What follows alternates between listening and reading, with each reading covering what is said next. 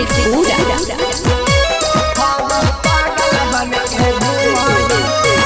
Lipstick light मारो होठवा में, लाले लिपस्टिक लाइट मारो होठवा में। हम पागल बन के घूमहियो से कपूरा के रोडवा में, हम पागल बन के घूमहियो से कपूरा के रोडवा में। प्यार से हम बात कैली का मुडवा में, प्यार से हम बात कैली का मुडवा में। हम पागल बन के घूमहियो बड़ा बीघा के रोडवा में, हम पागल बन के घूमहियो सर मेरा के रोडवा में। हम पागल बन के घूमहियो, पागल बन के घूमहियो कपूरा के रोडवा में।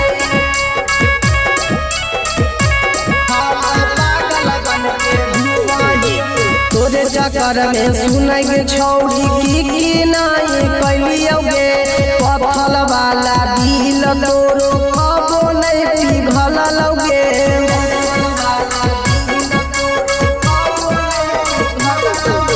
तोरे चक्कर में सुनै गे छौरी की नहीं कैलियोगे, पत्थल वाला दिल तोरो कबो नहीं पिघललोगे।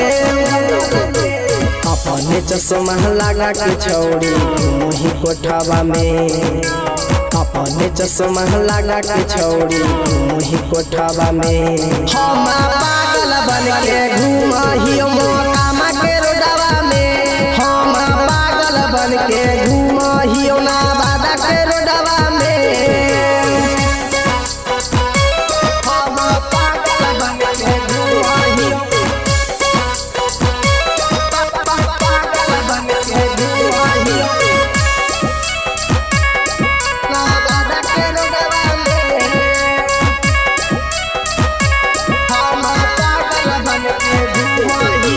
साचे साचे कहो छौड़ी सूरज एगो वहाँ लगे, आज कल के लड़की पारा नहीं हो विश्वास गे।